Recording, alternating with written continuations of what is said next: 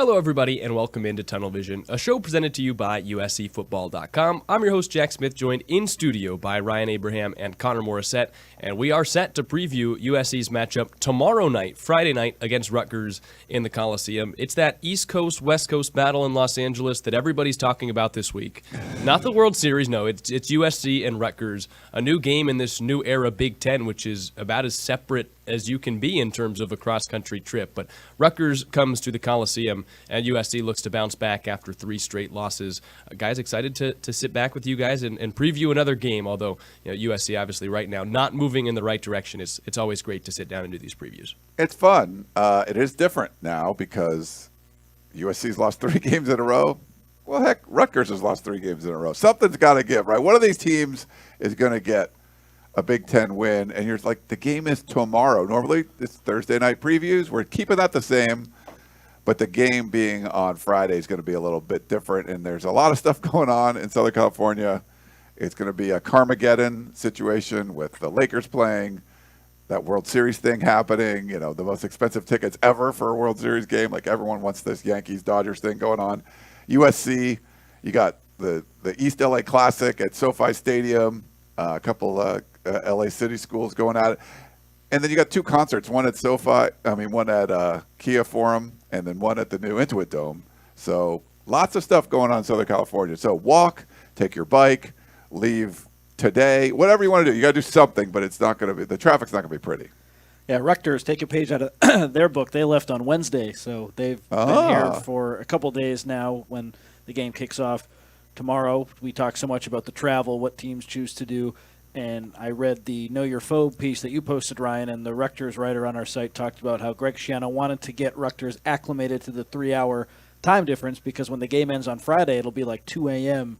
Eastern time. Yes. And Rutgers has had 2 noon kickoffs, I think, in the last 2 weeks, and they've lost them both. So maybe if you're a Rutgers fan, you're thinking, well, we're playing really, really late. Maybe that'll turn the tide here.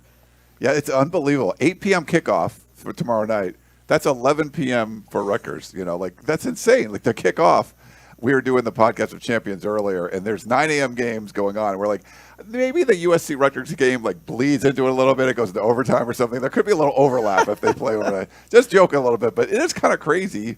And USC was on the East Coast last week. UCLA went to Rutgers, had the 9 a.m. game. Now the 2 extremes as far as games go, 9 a.m. West Coast, 8 p.m. West Coast for Rutgers. So we'll see. They're reeling. They got a lot of injuries.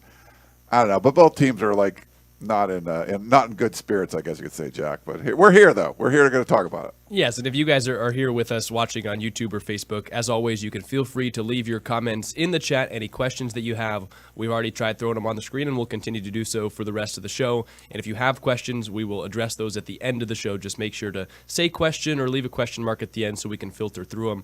We're also taking live calls. Didn't have a chance to do that last week, but if you want a chance to call in and maybe air out your frustrations for the team, get a little therapy, or give us your thoughts on the game tomorrow, you can call in at 5124-TUNNEL. But I think, guys, when we saw that USC was moving to the Big Ten and that conversation started, you pinpointed matchups like this. It's Rutgers traveling all the way to USC or a USC traveling all the way to Maryland, because these trips are super far.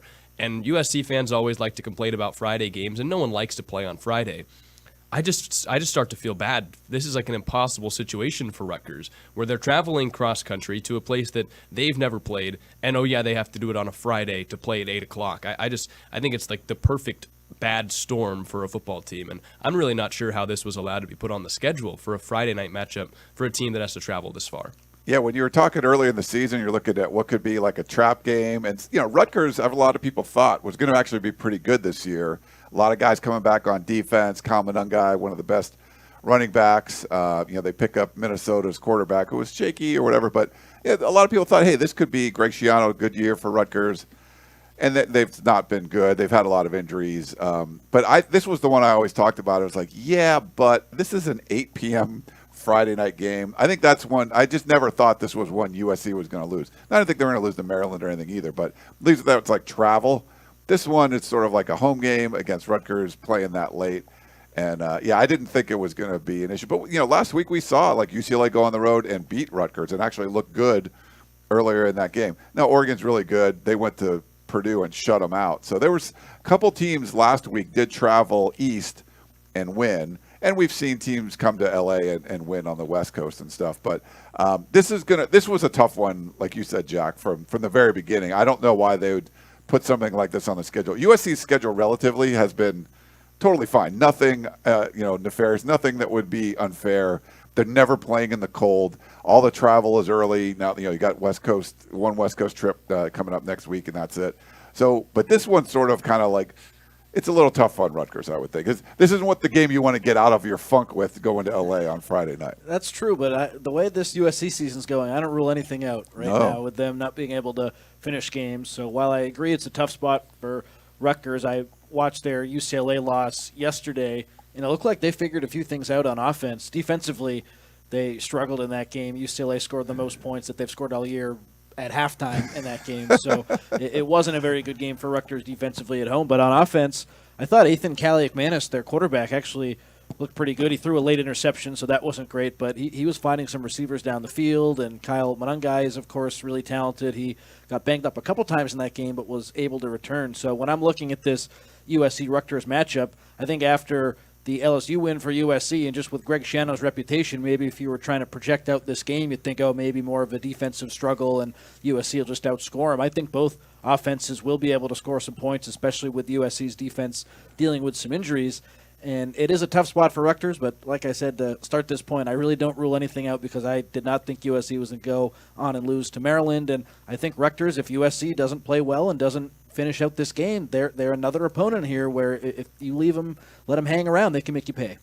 Yeah, Rutgers is a team a lot like USC that got off to a strong start. And Connor, Ryan, you're right. I remember coming into the season thinking this is a Rutgers team that could make some noise in the Big Ten. Made a bowl game for the first time in forever last year, had a successful season. And you always believe a little bit in Greg Schiano just from the veteran leadership that he brings. Got off to a strong start, and they just have moved backwards. Really got blown out at the hands of Wisconsin, a common opponent that USC beat by double digits in the Coliseum. And then last week against UCLA, tough trip for UCLA to have to go all the way to New Jersey to play. And I thought UCLA, again, as Connor mentioned, looked just like a completely different football team on the offensive side. So there are similarities to these two teams, both teams that just desperately need a win and are on some pretty bad streaks at the moment.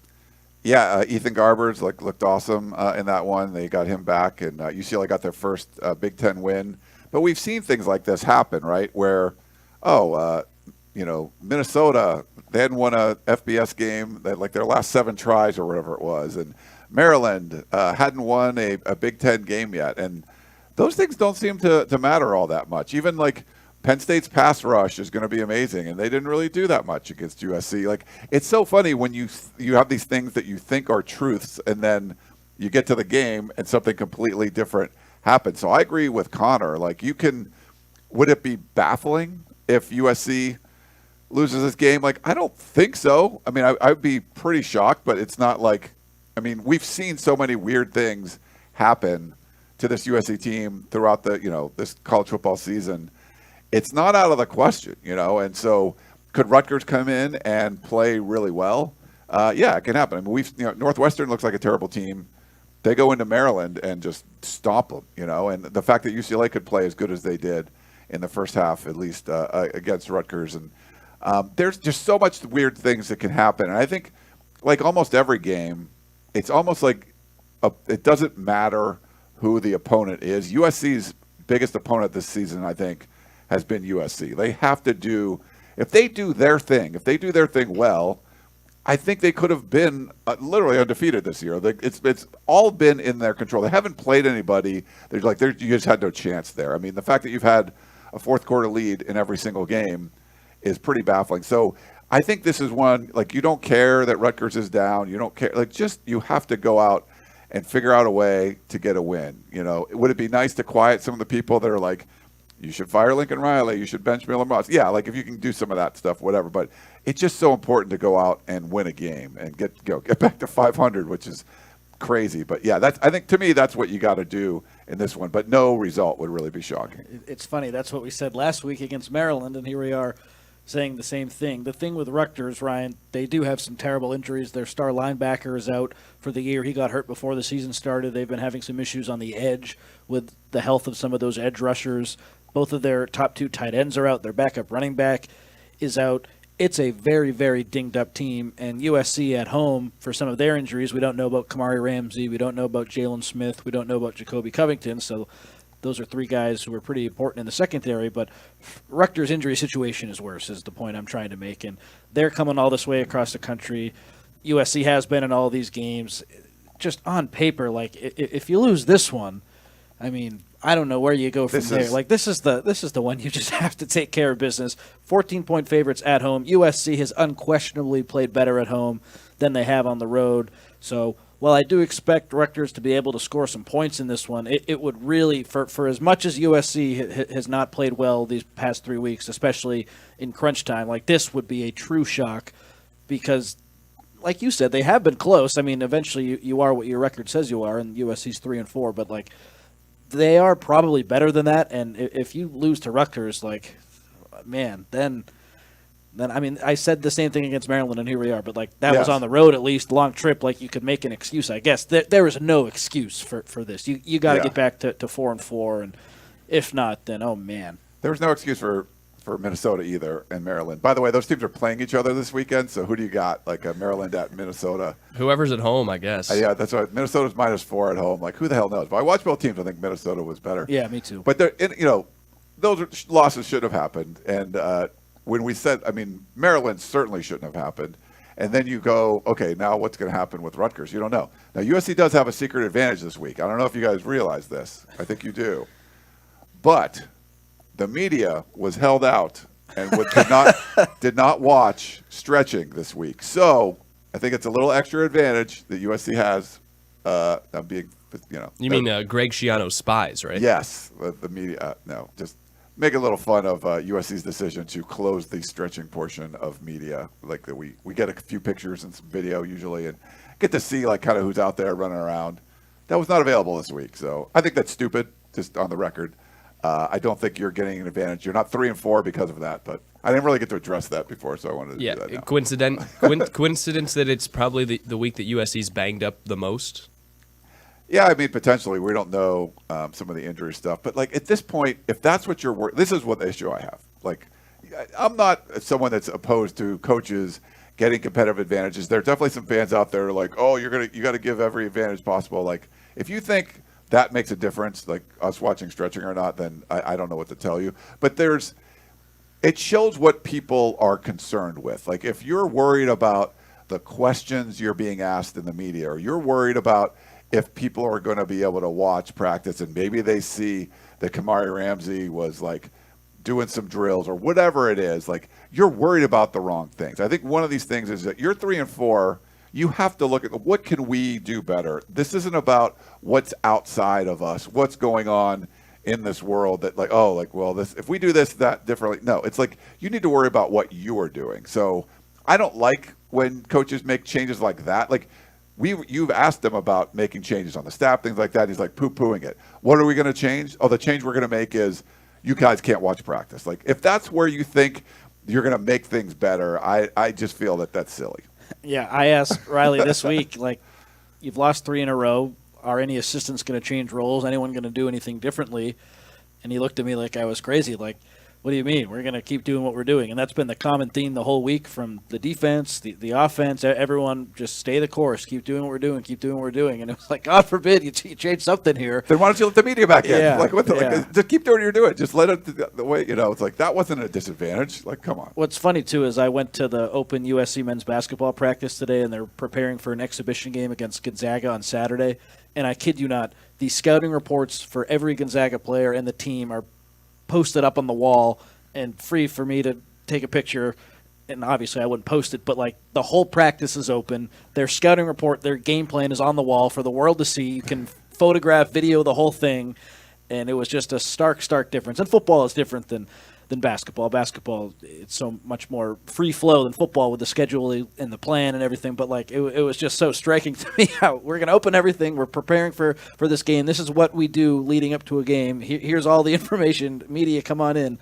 And for football, they're never going to do that in a million years. No. Yeah, I remember watching an interview you did with Eric Musselman in a scrum where he got asked about an injury, and he's like, I don't remember off the top of my head, and he calls over the SID. Can we get them the official information on this injury? And it's like, that's kind of a world departed from the football the last 2 years.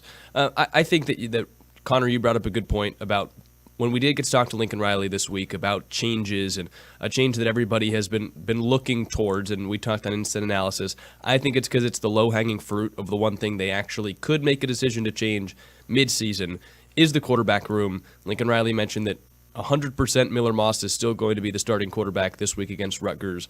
I figure we probably need to talk about that. It's a big, I don't even want to say it's a big decision because I think there is no decision for Lincoln Riley based off what we've heard. But for the fans, it's certainly a piece of news that was a big deal this week. Ryan, do you have any thoughts on the QB change? We did our instant, and I'm still getting raked over the coals for saying that Miller deserves to be the starter. I rewatched the Maryland game, and I thought he played even better than I remembered in person. People won't want to hear that, and I can get into my rationale in a little bit, but do you have any thoughts on that? Yeah, I saw your instant. I thought that was really good, and I saw your post about rewatching the game. And I mean, all along we were saying Miller Moss. If there's a list of problems, like Miller Moss wasn't in the top 3 or 4, if even that, and that wasn't a very popular opinion.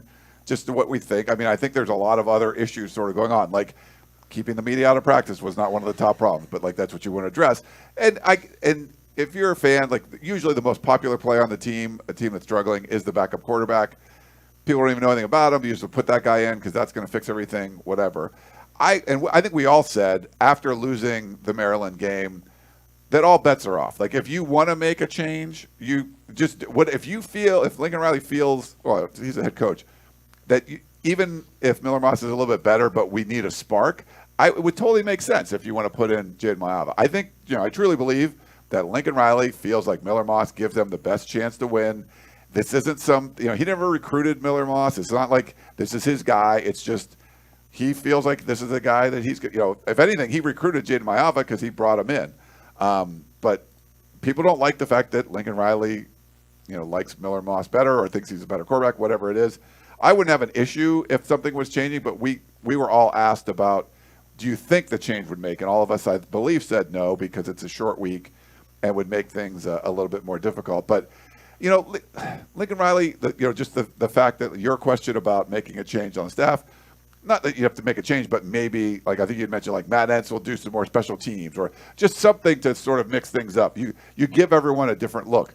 And you could have done that with the quarterback situation too. He was very defiant about, that was, Miller Moss, 100%. It was like not a question. And it's like, well, I mean, if every fan is asking the question, like it should be a question. If you can't say Bear Alexander's a non-story when he like leaves the next day. It's one of those things where it's sorry, Jack was having a sip and I made him laugh. So yes, it was a story. I mean, you have to. You're 3-4, and you need to do.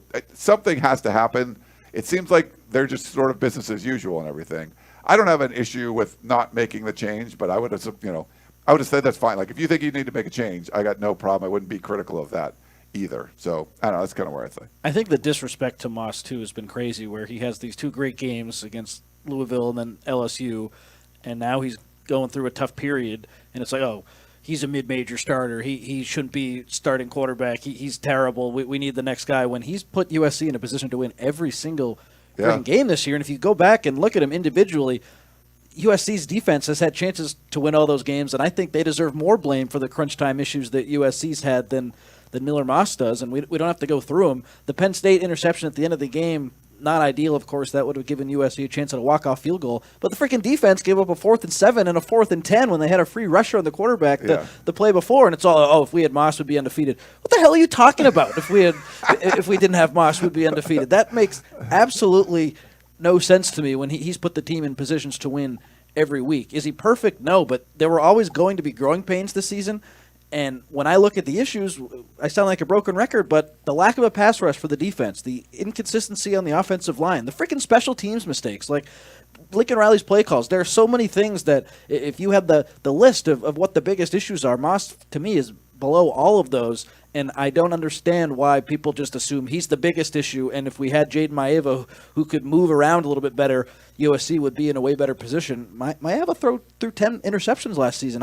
If he got a chance, I'd love to see what he could do. I'm not trying to say he's going to fail before we put him in, but he's not this guy who doesn't. He takes risks. He turns the ball over, and we saw him against Utah State have a pretty funny-looking fumble. Like I don't think he comes in and just changes everything, and for some reason the fan base thinks that. Yeah, I wonder, like, what's the consensus opinion on Miller Moss's performance against Maryland if you take out the one pick? It was a really bad pick. I think it's probably the worst throw he's ever had at the collegiate level. But what happens if he doesn't make that one throw? I thought his performance outside of that one play was great. He did miss. He underthrew some of the deep balls, but there was pressure in his face, and I think that's less on him and more on the fact like USC took a ton of deep shots on third and short or second and short that I just didn't think was the right move in some of the locations. Now, Maryland pressed up on them and kind of dared them to take the shots, but I didn't think it was all on Miller Moss. But I kind of think that if you take out that one interception, and it's a hard play to take out, and I know the fans want to talk about how he plays well, but he's got a horrible mistake every now and then. Like, I thought he played kind of exactly how you would have wanted him to against Maryland outside of that one play. So I don't think that you bench a quarterback based off one play. Now, if it was multiple plays every single week, that's a problem. But this is just what happens for losing teams, that, one play gets magnified.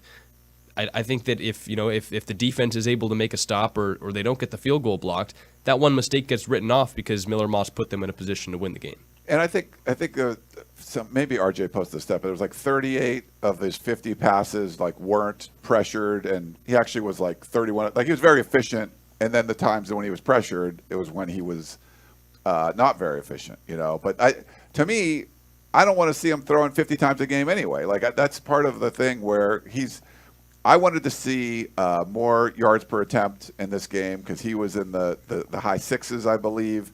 And last couple of years with Caleb Williams, USC was in the nines with top 5, 10 in the country kind of thing. And but I think it's tough when you're throwing it 50 times a game too. So I don't think he's getting the kind of help that he needs from Lincoln Riley in all of this with some of the play calling. I would like to see more effort on the run game and run the ball a little bit more, but to be throwing 50 times a game, it just doesn't seem like that's the best strategy there too. So yeah, I don't know. It's a weird thing. I'm not in the camp of just blame Miller Moss. He's that's good. I just don't think he's the biggest problem out there. He's had some issues and stuff, but just a lot of fans really don't like him, and for whatever reason, I'm not sure why. But he first 2 starts against ranked teams, he wins those, and but people don't want to see him be the quarterback. A lot of people don't. Yeah, it's bizarre. And I asked Riley about the run-pass discrepancy this week and just why they're passing so much more when historically they've thrown fewer passes going all the way back to his first season in Oklahoma. These are the ratio of run to pass. They're passing it at the highest rate in his career, which is funny because I like Miller and I do think he's an NFL prospect. He's not that Caleb Williams. Yeah. He's not that Kyler Murray. He's probably, he could come back next season, but he's certainly not in the Heisman discussion this year. On paper, he's not as talented as those other quarterbacks, so you'd think maybe you'd try to establish the run a little bit more.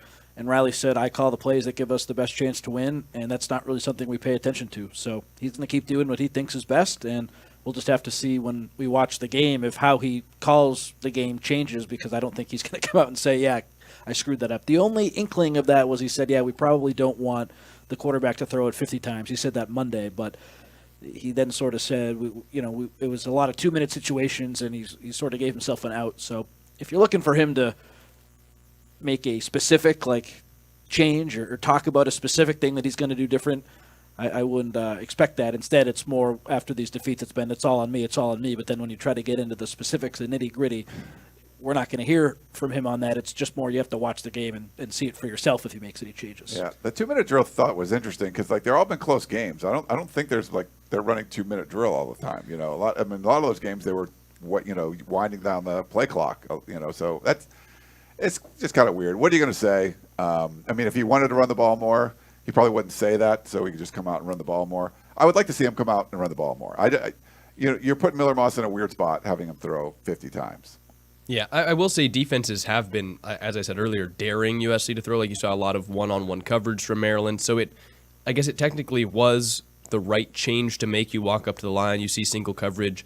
This is the route that we're supposed to switch into. I think that is the way the offense is supposed to work. But I do still feel like this offensive line, even with an extra man in the box, can be stronger than the other side and run the ball. I don't think that they can do that in pass protection. So I think it's a little bit of finesse, as in, hey, we planned on running in this play, but we're seeing a look where now we're going to audible to a pass. And I think if defenses are continuing to do that, there's a reason why. I'd just like to see USC ditch that and just try and run the ball, even if it's a look that maybe doesn't suggest to run, because I do feel like they can be a good enough running offense to go do that. But I think we've given a lot of credit to the defense this year, and I'm very curious what you guys think about this. I feel like in this three-game losing streak, one thing that they have failed to do is make life hard on the opposing quarterback. We've seen 3 consecutive quarterbacks rattle off some of the best performances that they've had all year and in their career against USC. Even though USC picks off Drew Aller 3 times a couple weeks ago, he had a phenomenal performance. Last week, Billy Edwards, I think he went nearly 39 of 50 through the air. He was throwing darts out there. I just feel like USC hasn't done a good enough job recently of making life difficult for the opposing quarterback, and this specifically to me is a week that they have to do that because Ethan Kaliakmanis has really struggled in his career, never had a year above 54% completion percentage.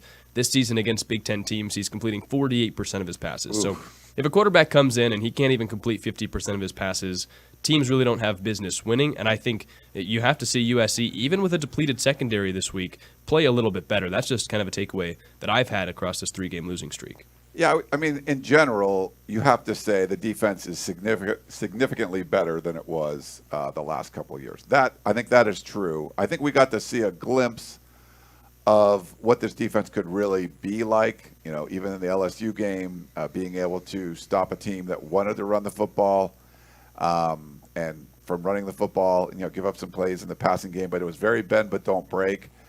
You're not seeing as much. There's more break than bend now, and I think some of it is, less the scheme stuff going on, more of the attrition and some of the players that have been lost that maybe you sort of like, hey, you relied on, even though Bear Alexander wasn't starting, he was getting a bunch of reps in there, and he brings us something a little something different to the table. It gave you the luxury of being able to start Nate Clifton and Gavin Meyer and bring him in there, and then a guy like Eric Gentry, of course, when he was making plays in the backfield, just by himself. And I think something like not having a player like that out there anymore, I think that's been hurting. And I don't know if it's I think the guys are bigger and stronger and everything, but by the end of games, they look a little bit more worn out than before too. So I think it's critical. I mean, it's fair to say that the defense is a lot better, but they have faltered in some key critical situations late in games, like you mentioned, to,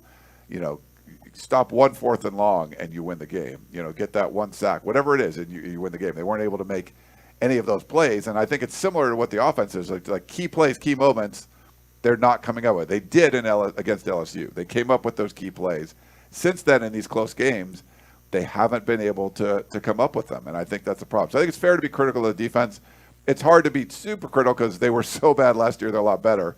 But, man, they've faltered, like you've said, and they need to get better in some spots. They have no pass rush. That's been the whole problem. Even when Eric Gentry and Anthony Lucas were healthy against LSU and Wisconsin, no sacks for the whole team. And Gentry was definitely the best pass rusher on USC, and Lucas was the best defensive end. He had a bunch of pressures, ultimately didn't get a sack this year before his season-ending injury. So USC's undermanned, of course, because of some injuries there. But even with those guys, they didn't have good enough talent to get to the quarterback, which was something I talked about in the offseason. And then to hear Lincoln Riley say on Thursday, you've got the pieces that you have in each year, especially in a year one for us with this new defense and new defensive staff. We have the players that we have, and you've got to make it work with what you have.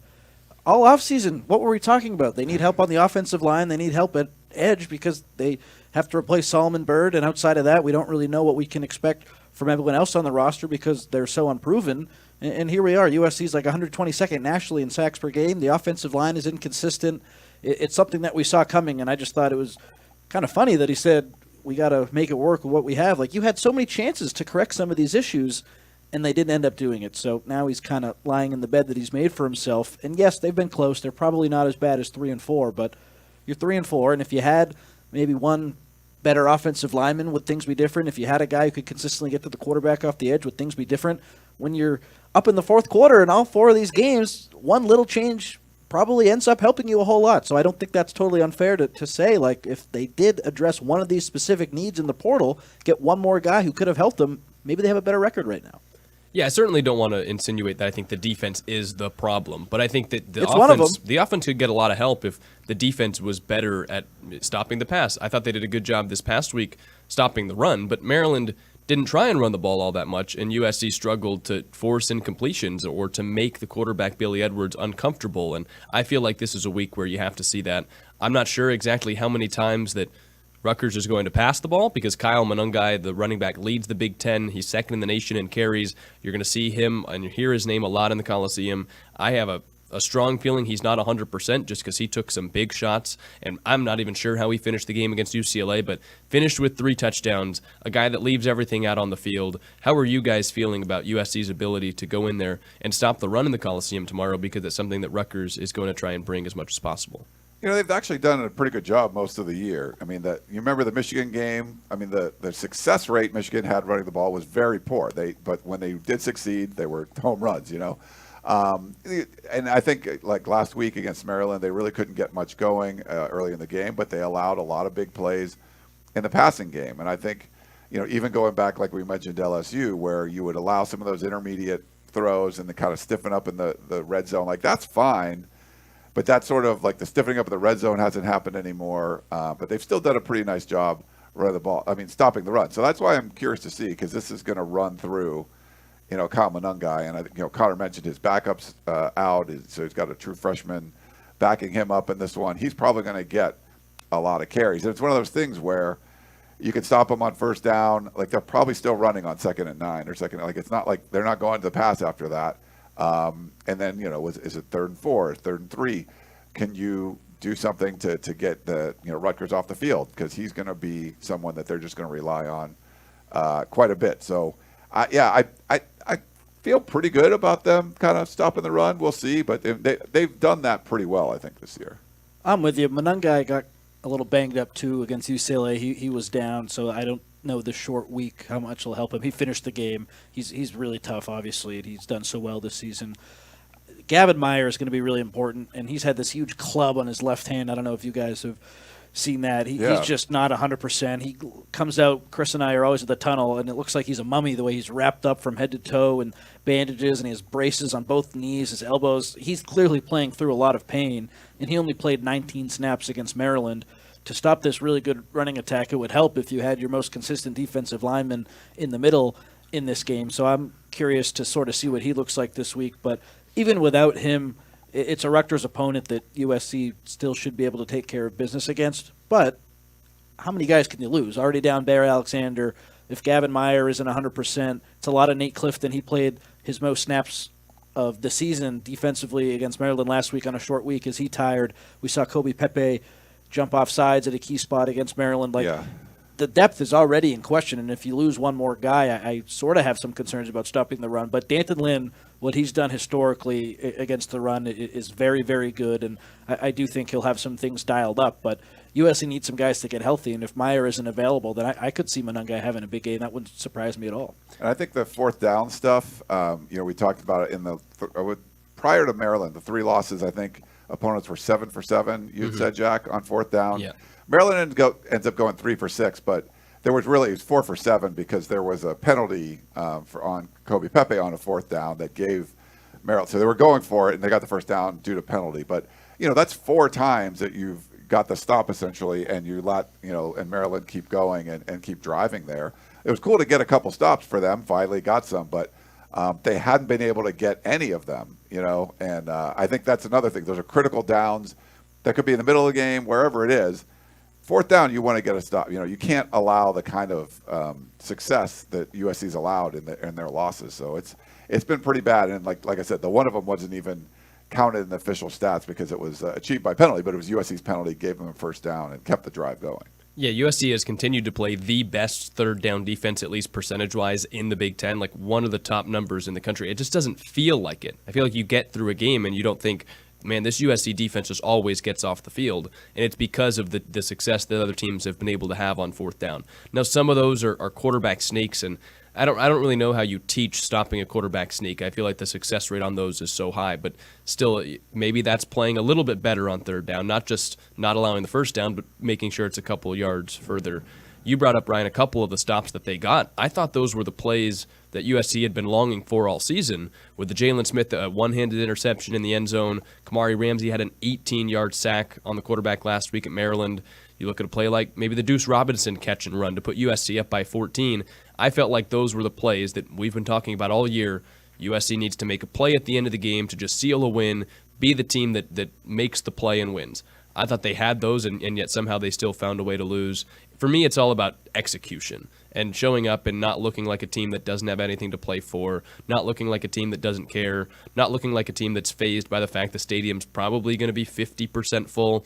It's all about execution and people doing their job, and that's boring for people to hear, but that's just something that USC has not done consistently since probably that LSU game, and it's been pretty tough to watch. I think it's overcoming adversity, too, where there's going to be a bad play. And I think after losing so many games, when USC threw that interception against Maryland, it's sort of like everything spiraled out of control. And I think maybe if that was after, and we saw that Wisconsin, like they bounced back after, falling down by 11 or whatever. What was it, 21-10 or something? And then they were able to put it together in the second half and pull away. But I feel like this is one of those things where now you're losing and you kind of feel the pressure of, oh, we just made a mistake. Here it's happening again. And it seemed like that's what happened against Maryland. And then at that point, everything Maryland did was right. It just worked. They were down 14. How often do you see that score the first touchdown and go for two and have it work? It worked perfectly. So then all you have to do is score and then you win by 1 point. It just worked out exactly the way it needed to for Maryland. It was one of those games, and I think someone in the Peristyle posted the FPI expectancy, USC was in the 90s for all four losses in the fourth quarter, over 90% to win in the fourth quarter of a game, and you lost all of them. And it's just one of those things where how can you let that happen? But some of it's the mentality, and I think that's Lincoln Riley gets paid a lot of money to try to fix that situation. We thought the culture was really good going into the season, and they win that game against LSU, and it does look good, but we've seen some chinks in the armor, and now you can't let one bad play snowball and turn into an avalanche, and then you just get buried by Maryland, and that's what happened. It's just still baffling to even think about. They have responded, though, from some of the turnovers. Against Michigan, Moss throws the pick six, and then they end up taking a lead. And then against Maryland, Moss throws the pick, but then Deuce Robinson scores a touchdown, and they go up 14 at the beginning of the fourth quarter. So they have had some turnovers that have really been costly, but they've responded. And against Penn State, when the third quarter doesn't go their way, USC takes that lead in the fourth quarter with 6 minutes to go, and then they give up a touchdown. So Moss's interceptions, of course, haven't helped, and against Maryland, there's no denying that it killed the momentum, but he was able to put them in a position to get back to where they were at the time he threw the interception, which was up 14, and then the defense sort of crumbled at the end of that game. So I totally agree with what you're saying about the momentum, but I'll just push back a little bit. He has thrown some costly interceptions, but they've overcome them, and then they just lose at the end anyway. They certainly haven't helped, but it's not Moss interception, now everything goes wrong, and then that's the clear point. When everything just changes, it's sort of still been up and down afterwards, and then they've just been so bad at the end of these games, and that's been the real killer. Yeah, I don't question the culture. I still see that team, and I think that they're fighting every week. I just think as of right now, they might inside the building doubt that they know how to win. And I think it's as I said last week to Connor on the show, it's like a 3-point shooter that needs to see one go through. It's been 3 weeks since they saw one go through. Yeah. And now anytime they get into a situation, I know Lincoln Riley pitched it last week to them behind closed doors as who's more battle tested than us? Who's been in more of these than us? We should be able to use that and learn from it, and we should be the team with the upper hand. I feel like right now, when the team gets into that situation, and I think we do it too, sitting up in the press box, it's like, here we go. Yeah, we're going to lose this one. I don't think they're actually saying that to themselves on the sidelines, but you just feel it happening all over again, and maybe that leads to a mistake. Whereas, a team that hasn't been in something like that before is like, no, we're going to win this one because we've done it in the past. Right now, I just kind of feel like losing is something that is just it's contagious for this team right now. Even when they have a lead, the second something goes wrong, it's like, oh, well, that was the one play that leads to us giving up the lead. And I just think it's a tough thing to get out of. You have to do it by winning a game, and we'll see if this is the weekend for them to do it. We do have one caller in the queue. If you guys, unless you have any more thoughts about let's take straight up calls. preview. All right, we have Dave from Iowa in the queue. Again, if you guys want to call into the show, 5124-TUNNEL. We're happy to take your calls, but we'll start with Dave. Hey, Dave, you're on Tunnel Vision. Hi, guys. It's Dave from Iowa. As usual, I have two questions. First, is losing to Rutgers a fireable offense? And second, I hear the excuses left and right that we can't compete with Nike at Oregon. Are you guys telling me that Nike is worth more than all the companies in LA put together? Two great questions from Dave. If they do lose, Riley's not going anywhere, but like in a normal set of circumstances, if buyouts didn't exist, like 100%. hell yeah it is. I would have said starting 3 and 4 in your third year might be a fireable offense. Losing to Minnesota was a fireable offense. Like losing to Maryland, like yes, he's had. If there were no buyouts, I would say there were fireable offenses going on this week. And then it doesn't mean that. Then that's not to say that it's something that should get someone fired. But it's certainly like if you're looking at it, I think a fan base, a normal average fan base would look at this situation in a vacuum and say, yeah, that's a fireable offense. With a new athletic director who didn't handpick this coach, heck yeah, that would be a fireable offense. To the second part of the question, I was getting into this with people on the Peristyle today, where I wrote the story yesterday about how USC missed out on some edge rushers and some defensive linemen who could have helped them, and people were like, oh, well, the NIL can't compete with Oregon. NIL, USC, woe is me. Yes, USC can't compete with Oregon for every guy, but it's not like they're poor here. USC has money to go after guys who, if they think a guy can really help them, they can splurge on one or two guys. Like, I'm so sick of people letting him off the hook and letting Lincoln Riley off the hook. Oh, the NIL's not great. That's why they haven't been able to recruit well enough. That's why they didn't do enough in the transfer portal to get these guys. Like, they do have some money there, and they can get these top players if they really went out and wanted to. Like, I question the whole approach. And so for people just to let them off the hook, we can't compete with Oregon. Oh, blah, blah, blah. Dave, it's a great question. Like, there is money here. USC probably has like a top 12 to 15 NIL setup. Like, if they feel like one guy out there could really have helped them and it's a star player, they could have gotten him. But it starts at the top, and there's a reason those players aren't here, and it's not money. Yeah. To be fair, I think the class for this upcoming year is in the top 10, and the class 2 years down the road has been flirting with the number 1 spot. So maybe they have started to spend that money a little bit more, but I agree with the guys in the past. It's not like this money was never there and now it is. For a long time, it just felt like they didn't want to use it. Yeah. Let's talk money real quick, because people love to spend other people's money. And can we get an analogy out of this if you're going to go into money rant? We'll see. See where this goes. People complaining that Lincoln Riley gets paid $11 million a year. He's got this nice house and everything. It's like, what do you care? Like, I don't think it matters what's going on here. What you need, if you're talking about NIL and you're talking about, you can't say all the companies in Los Angeles, they're rich, so USC should have rich. Like, no, they're not. Like, most of the companies in Los Angeles don't give a crap about USC football. Now, they might have like a CEO that does, and it's more about you have somebody that has a lot of extra income that would really love to put his mark on things and say, hey, if I give like a few $1,000,000 and USC gets this dude, then I can be part of them winning. Like, literally, that's what Phil Knight is trying to buy a championship for his beloved Ducks before he's in his mid-80s or whatever it is. They're writing blank checks, okay? And that's happening. I agree with Connor. USC can compete for certain dudes. Yeah, not with everyone. Not with everyone. You're not going to, like, but I think in my thought, I sent this into the composite 2-star, just overpay for a guy that Oregon wants and just get him. Just get a win. Do what you need to do. USC's NIL situation, USC's been behind for most things. When things change in college football, USC is one of the worst programs to adopt to the change. They've worked so well the way things were that they've been really slow to adapt, and they've kept the same sort of people around for a long time. That's just kind of the way things work. You go back to like when Chris Carlisle was the USC strength and conditioning coach, and I know people bring up the story all the time, but I mean, I've literally probably 2004 or 5 sitting in his broom closet office. This is a team that's just coming off like 2 national championships or whatever. It's a broom closet, and Reggie Bush is like 5 feet from me doing bench press on some crappy equipment. And he's doing the interview, and he's telling me about things of how when he got there, he's like, hey, we need upgraded facilities. We have the worst facilities in the top 25.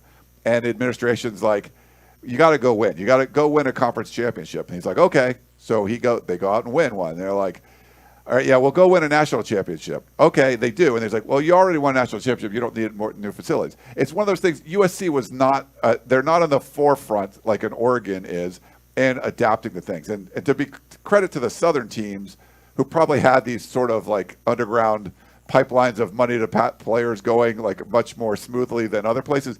They were ready with collectives, Texas A&M, Tennessee. I mean, they were ready to start paying players. USC was not. And it's been slow. It's been slow, a slow adaptation for this USC football program to kind of learn the new ways of NIL. And it took that court case in Tennessee and I think Virginia or North Carolina, whatever it was, to even get House of Victory involved in the recruiting process. Like, and that was less than a year ago when that happened, I believe. But the good thing is there has been a lot more money. They are, I think, even more optimistic than what Connor was saying, like top, 8 probably NIL, budgets and things going on now. But it does come down to how you spend it. It's not just having a pile of money. I think there's been, the way it's all worked there's been a disconnect. Like there was enough money there, but then they weren't sure what they were doing spending wise, or if Lincoln Riley didn't want to put a whole bunch of money into certain players because then it would upset the locker room. There's a lot of just factors going into it where I don't think all the pieces worked together very well.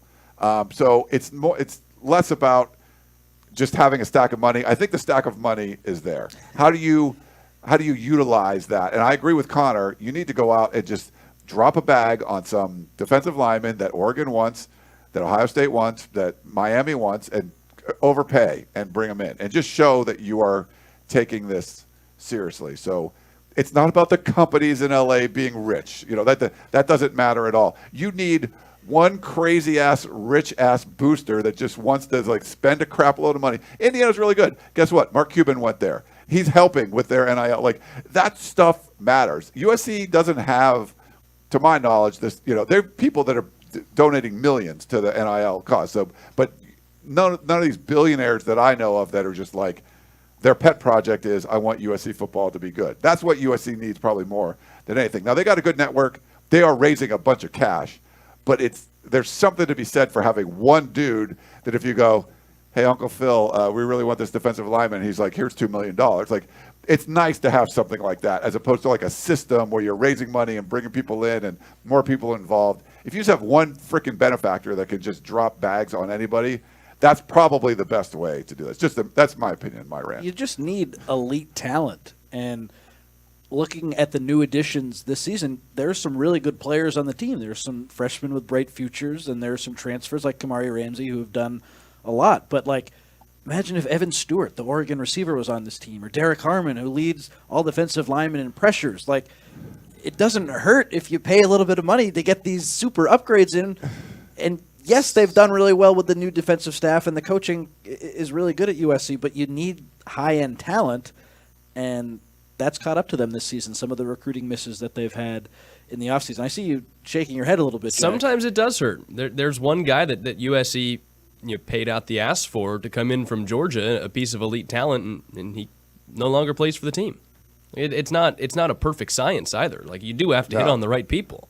But you do have to take some. You got to take some risks. Yeah. I agree. I think USC was a little bit too risk averse on that scale. Yes, I think that's the issue. That there was a lot more risk averse.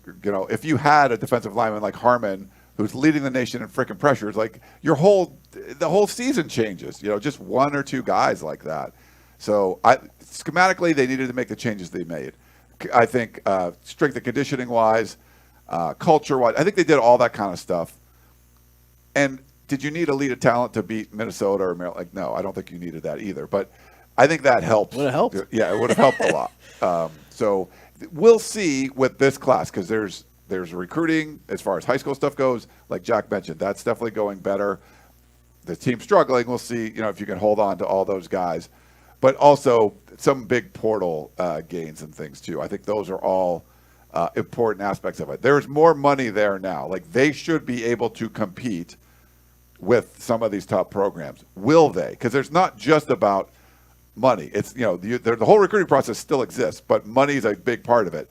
If you have backing, does the coach want to spend all that? And USC's still working on getting a general manager because you need that now that the budgets are involved. And when you're a donor, if Connor's like the big donor for Syracuse and says, here's $1 million to the program, and they go out and get some dudes and the team is terrible and all the guys they brought in were also terrible, Connor's like, hey, what the hell happened to my money? And I think part of that is having a general manager. Like, there's accountability for every acquisition, for essentially a salary cap going on. And USC is going to be able to pay $22 million out of the athletic budget for some of these players. So I think there's a lot of that that's going on now, that having someone overseeing it, whole brand new position. A lot of schools already have them.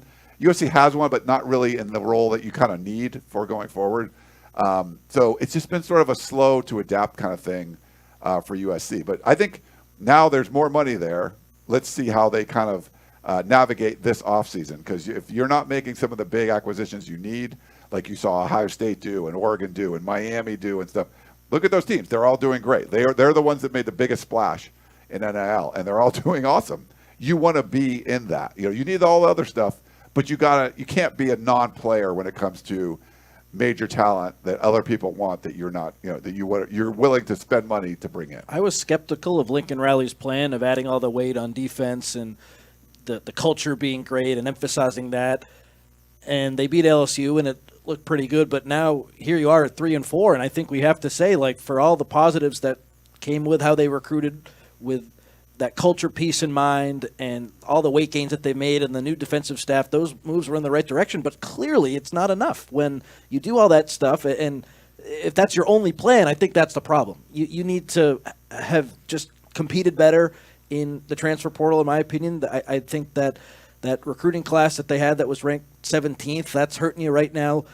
They didn't really bring in any impact defensive players from that class of 2023, like Braylon Shelby. Is he going to get there? You hope so, but you look at Mateo Uiagalelei at Oregon. He was a guy who had USC as one of his final schools. He has 5.5 sacks. So I get what Riley was trying to do in the offseason. He was going to do it his way. We're going to beef up. We're going to emphasize culture.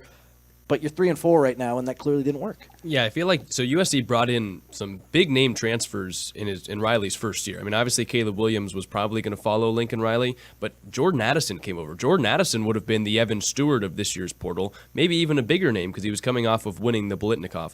I don't remember whether that was an NIL deal or not, but I know that Caleb Williams came in and he did United commercials, and Jordan Addison was riding around in new cars because of NIL. USC did that. It paid off for a lot of success, so they ran it back the next year. They brought in, Dorian Singer, who was one of the most touted receivers in the portal. They brought in Bear Alexander, and then it didn't go well, and we heard about this culture problem. I think there was an overcorrection this year to build that culture. And I think the good news is now, if they feel like they have built a solid culture, you can bring in guys and then fit them into that culture. Maybe after the first year, there wasn't really a set culture, so they brought in guys and then whatever happened after that. The good news is I think now they can not only just focus on bringing in culture guys because they feel like they already have those in the building, that you can bring in a couple culture guys that fit what you're trying to do and then land some of the elite talent players that should want to come to USC and shouldn't be dissuaded by the fact that they're not getting enough money to go to USC if it's a school they want to go to as opposed to going to some other school that's just going to pay them more. I think if you're looking for a positive, USC has shown that it has the good culture this year, that then now that shouldn't be a concern going into the portal next year, because Oregon brought in all of these, the most insane transfer class that we have seen, and they're the number one team in the country. It doesn't seem like culture is much of an issue. Yeah, and I think some of it is like the overcorrection, but the other stuff too is, like, I think if Lincoln Riley could have, they tried, and it was very difficult in this last year's portal window, getting defensive tackles and getting offensive linemen. It just was a lot tougher, and I think you sort of get the explanation afterwards, like, well, we want to keep the culture thing, and I think that's sort of like if we want to do the food analogy, like if you're a chef and you're promoting we have this imported Wagyu beef from Japan, and we're going to make these amazing dishes out of it, and then you can't acquire it. You're like, what, we have this amazing recipe with because this farm in Idaho, they feed them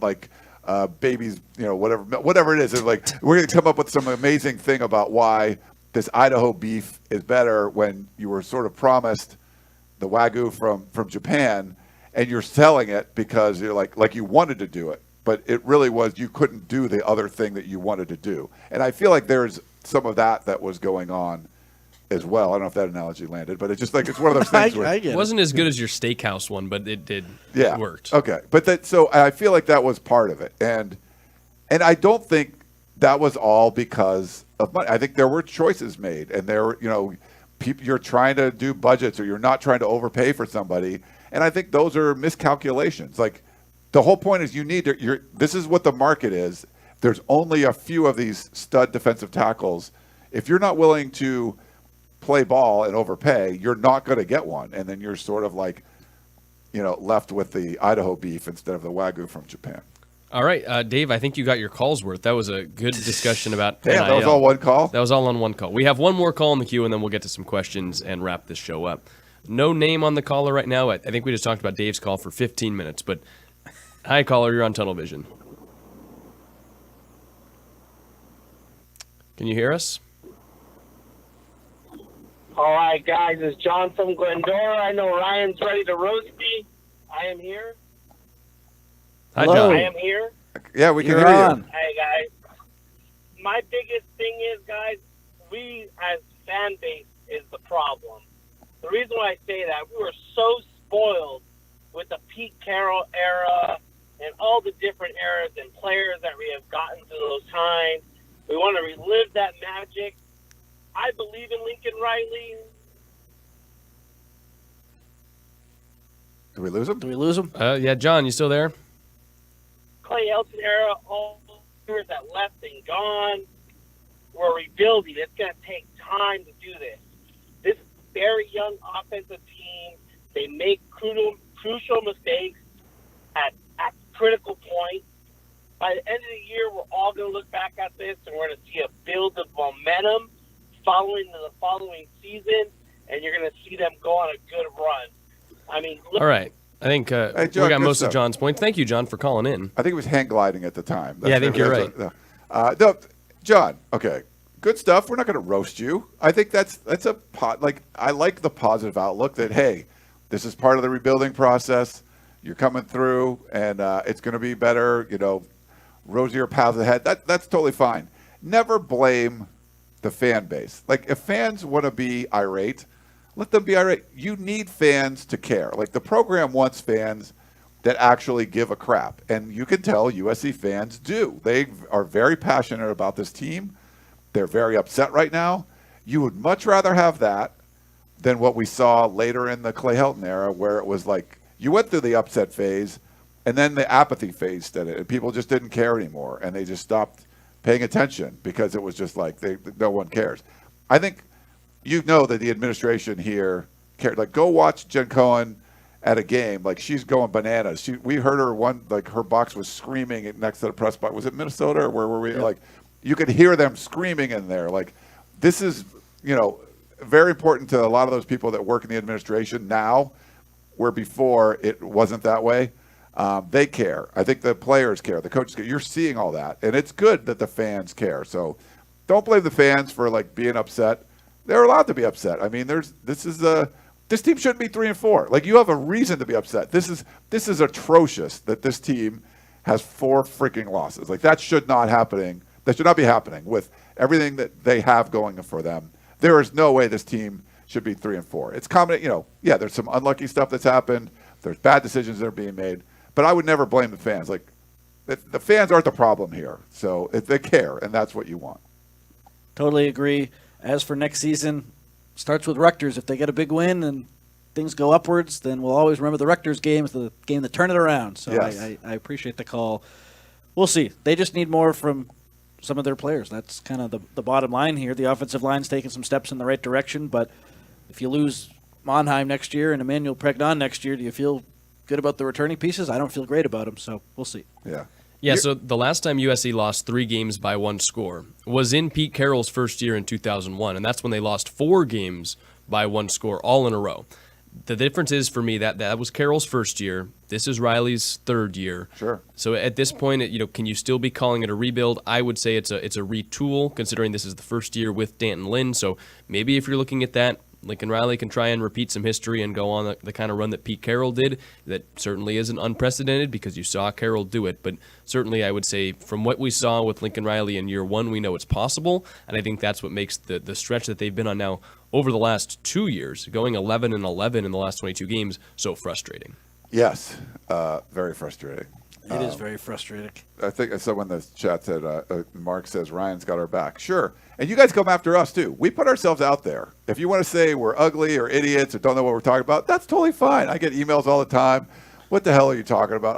I got in an email fight with someone today who just says, I get it. So you hate Lincoln Riley. That's fine. Like, I hate Lincoln. Say whatever. You hate Lincoln Riley. But when people are saying, like, stupid things like, he doesn't know anything about offense, and one guy emailed me today was like, it's lucky, like he just got lucky with quarterbacks. He's like, do you remember who Larry Bird's like high school coach was? Like, no, but if Larry Bird's high school coach also coached like Isaiah Thomas and Magic Johnson, like I remember who he was. This dude has 5 guys starting in the NFL. Like, that's not luck. Like, he's actually done some good things. You might hate him, but you can't negate the fact that he's done some good things. Is he doing good things right now? No. So you're mad. But you can't get rid of those things before. So be fat. You can yell at me, tell me I'm an idiot, but I'll come back and give you facts and stuff and say why I think you're wrong. But we love it. We put ourselves out here. You want to be mad at the team. You want to be mad at Miller Moss, Lincoln Riley, mad at Connor, 7-5 prediction, whatever it is. Mad at us, mad at Jack being too young and pretty or whatever. Whatever you want to do, just get mad at us. But it's fun. We love the passion, and we're here for it. And we love having the discussions with all of you. When we do the meetups, it's great to meet, with the different fans. I mean, just walking, when we go, like Connor and I walk from the press box down to the field and walking through the tunnels in the Coliseum, I mean, every other person is like, love the podcast. Hey, everyone, what's up, Connor? Triple double. It's so fun. And we love it. It's great. And there's a lot of passion there. And so never apologize for your passion, because that's why we're all here. I hope no one's calling you ugly. We do have a comment in the chat. Jeff said that you're looking fit. So that's the opposite of ugly, I think. Thanks. I'm trying. I'm in a 45-day fitness challenge right now, so we'll see. What's the challenge? You just, you're supposed to go as show many up times as possible. Yeah. And then, every day there's, something like how many burpees you can do and this amount of things like that. So, yeah. We did, speed push-ups this morning. Or pulse push-ups. That wasn't fun. There you go. A minute of pulsing push-ups was, I just fall over and just go at the end. We have a good amount of questions in the chat. Okay. We can just kind of go rapid fire through them unless anyone has a ton of thoughts. Sid on YouTube says, is Rutgers flying in on Friday? No, they came Wednesday. Yeah, so they did come on Wednesday. I put up a piece on USCfootball.com. Connor mentioned it. Know Your Foe, where I ask questions to the publisher of the site that's our equivalent for whoever USC's playing. This week it's Rutgers. It's called Scarlet Nation, the website. And, so there's a bunch of information about Rutgers there, but they came out yesterday. Jasper says, can you guys provide an injury report for tomorrow's game? No, unfortunately we can't. But well, we can talk about what Lincoln Riley there mentioned. You go. So I asked him about Jalen Smith, Jacoby Cummington, and Kamari Ramsey, and he said he was hopeful that they'd be available. And then I tweeted that I didn't think any of them would be available. It would surprise me if they were, so we'll have to play the waiting game with that. I don't expect to see Walker Lyons didn't play last week. I don't think we'll probably see him, but he's a third-string tight end. And then Gavin Meyer had the big club on his hand and only played the 19 defensive snaps, so he'll probably be able to play, but I wonder how much he can give. And I don't think Riley was asked about anyone else. And are there any other injuries? The offensive linemen who got hurt all came back into the game. I think those are the only question marks. So we could see some guys in the secondary, like the Carlos Nicholson, John Humphrey. Expect to see a lot of them, and then maybe even Marcellus Williams potentially. Yeah, it's going to be interesting, and of course it's all exacerbated by the fact USC is on a short week, not only having to play on Friday, but coming back from the Eastern time zone, which is really tough. It doesn't give you much time to get over the game before. We had an email that Trojan Kevin sent in. He wanted to know, do you think Lincoln Riley's decision not to play Jaden Mayava over Miller Moss has anything to do with maybe the fact that Julian Lewis would be dissuaded from coming to USC if he sees another young quarterback getting snaps? Of course, Julian Lewis, USC quarterback commit that I would say that the recruitment has always been up in the air, and we'll see if USC is able to close it. Usually recruits don't care. If if Maava was like when Sam Darnold came in and took over for Max Brown, you're like, okay, that guy's like taking the world on fire. Like if Jaden just went crazy or something, maybe. But you got talented quarterbacks everywhere, and people just transfer and stuff. So I don't think that would have much of it. I don't think the UNLV transfer is going to dissuade the 5-star freshman from coming in. I hope it's not a consideration because they are just desperate for wins right now. And if Riley wasn't playing a quarterback because he didn't want to piss off a future recruit like that, just line of thinking doesn't make a whole lot of sense to me when they're desperate for wins right now. And I think he's solely focused on this year and what gives them the best chance to win. I would be very skeptical that Riley didn't play Maava because he didn't want to piss off Julian Lewis. If anything, Julian Lewis is pissing off Riley way more right now. He's visiting Colorado this weekend. I don't even think there's it's 50-50 whether he's going to even sign or not. So how dumb would that be to not play a guy because you want to try to get this quarterback who might not even end up playing for you? So you just have to focus on what's happening right now. Yeah, that answers the question I was going to bring up from Trojan Light about any thoughts on Julian Lewis visiting Colorado. I thought it was a good sign that he didn't visit Indiana last week, and it's probably good for USC because Indiana hung like 60 points on Nebraska, but clearly not the greatest point. Indiana looks really good right now. Yeah. And like I said, like they've had, from what I was told, a little bit of influx of money, probably from the Mark Cuban variety. He's got a few extra dollars lying around. So yeah. They could probably drop a bag or two. It doesn't sound like Lewis is ever going to shut it down because when you talk to people in their camp, they'll just say, well, we're committed to USC. That's it. Like, we're not going to shut it down. That it is what it is. So what you have to be worried about is him flipping his commitment. But I don't think we're going to see like a tweet from him like, I'm locked in with USC, no more visits. Like, they're going to take this to the bitter end, in my opinion. And it's coming up. I mean, signing day, is December 4th here? So that's, 6 weeks from now? So we're in the stretch run. And when a commit is visiting another school in the stretch run, it's not ideal. But, hey, he's been committed for a long time. He's taken a lot of visits. This isn't anything new. But in the summer, I think I said it was a 65% chance I felt like he'd sign. Now I feel like it's 50-50. So this thing could really go either way. Yeah. If I was a USC fan, I would just want the guy that's been the long committed quarterback of the class to be locked in so that they can recruit other players. That's something Miller Moss I thought did a really good job of when he was committed, and then USC brings in another quarterback over him in that class. But I'd always just view it that way. But you can't just put that on a recruit just because they're a quarterback. They always have to look for what's best in their opinion. Swayze says, why does Lincoln Riley wield the power to do closed practices? Who holds him accountable? For all we know, they could be eating pizza and playing hopscotch during practice. That would be quite the story. That would the LA Times would be right on that. That would be a big deal. Yeah, hopscotch is kind of fun, I guess. No, I mean... Is that on your 45-day fitness challenge? But there was some that you do, like jump rope. Like Not just one of the stations or whatever, yeah.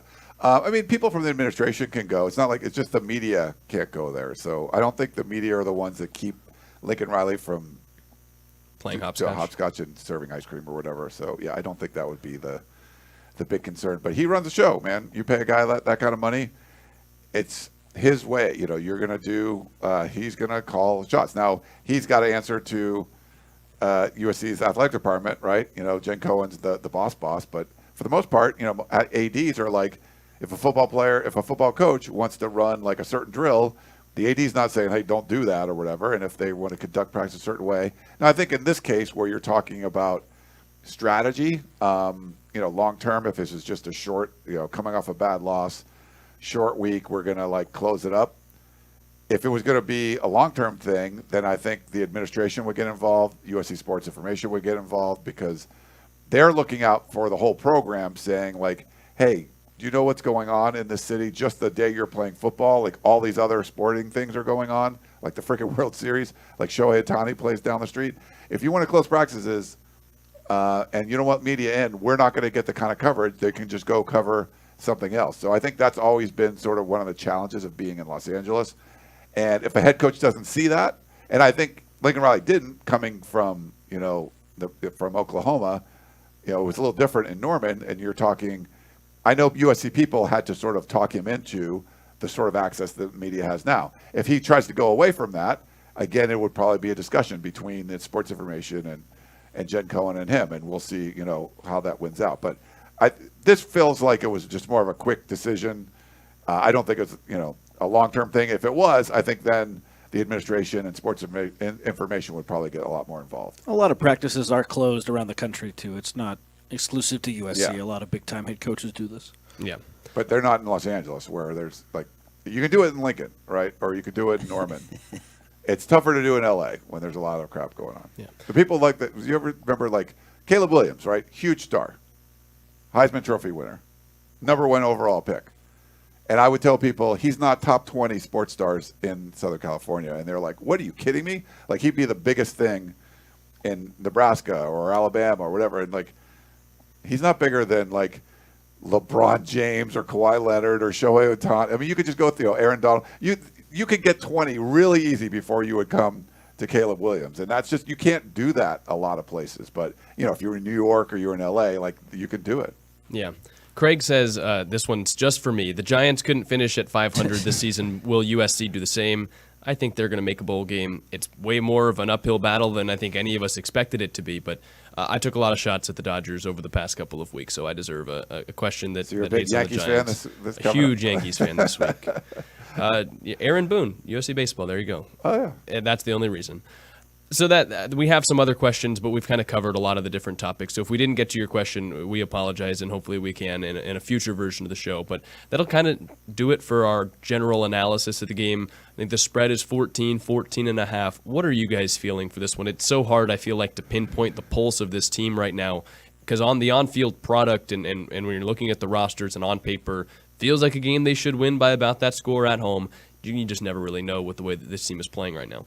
Yeah, I kind of feel like USC's just sort of been in a high 20s kind of offense for whatever reason. So, and I think Rutgers being as banged up as they are, and the travel, I like USC to win, but I think it's going to be like a 10-point thing. Like I was thinking like 27-17. Rutgers defense is pretty bad, so maybe USC does score more. We'll see if they're able to kind of do that. But yeah, I don't like USC to cover this one. 14.5 is a lot, but I think they win. It's just probably like a 10-point win or something like that. I have USC 31, Rutgers 24. I think Rutgers' offense is better than people think. Okay. Yeah, I'm just rolling with Vegas. At this point, I don't even know where to go with these spreads. I feel like USC's going to win, but I felt like that for the past 4 weeks. And Yes. last week I was like, this spread, 7 points, that's kind of disrespectful. This Maryland team just got blown up by Northwestern, and I was obviously wrong. This week I looked at the spread, and I'm like, 14.5, that is way too high.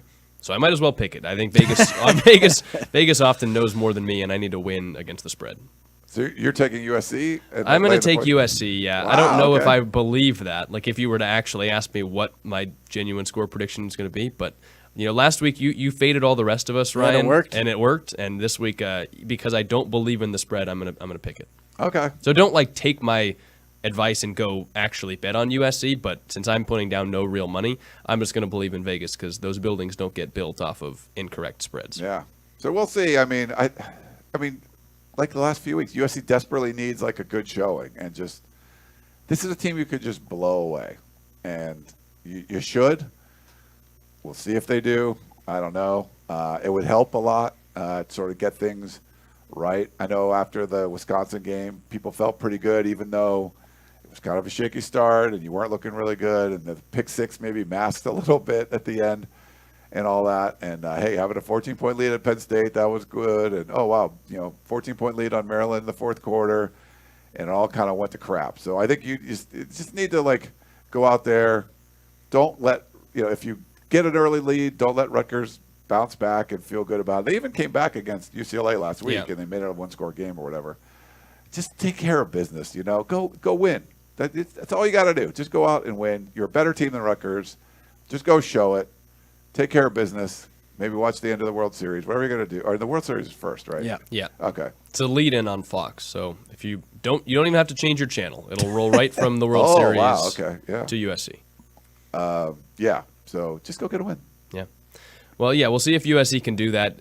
trying to avoid losing 4 straight games for just the second time since 2001. It happened in the final 4 games of that 2021 season, and as we mentioned earlier, it happened in that Pete Carroll year in 2001. So only twice in the last 24 years. Something that you don't want to do, especially in year 3 of a head coach you're paying $100 million. But if you're looking at it, everything feels like it stacks up against Rutgers and for USC. So we'll see if the Trojans can pay it off. It says 8 p.m. kick. It'll be whenever the World Series ends. So if the World Series game goes long, then USC might get pushed back a little bit. But if you're going, good luck with the traffic and maybe take the Metro. If you're not, then you can just leave the game on after the World Series. It'll pop up on Fox. But thank you guys again so much for watching Tunnel Vision. You guys were great in the chat tonight. So much active participation. If you've stayed this whole way, please consider hitting the like button, hitting the subscribe button if you haven't subscribed already, and sending it to a friend to get them to preview the game. But we will be back for a recap show on Sunday. I know it's a weird situation with the game being on Friday, but we're going to sit back, watch college football on Saturday, and come back and recap it to you normal on Sunday. But thank you guys so much for watching. For Ryan and Connor, I'm Jack. Thank you guys for watching Tunnel Vision. We'll see you guys next time.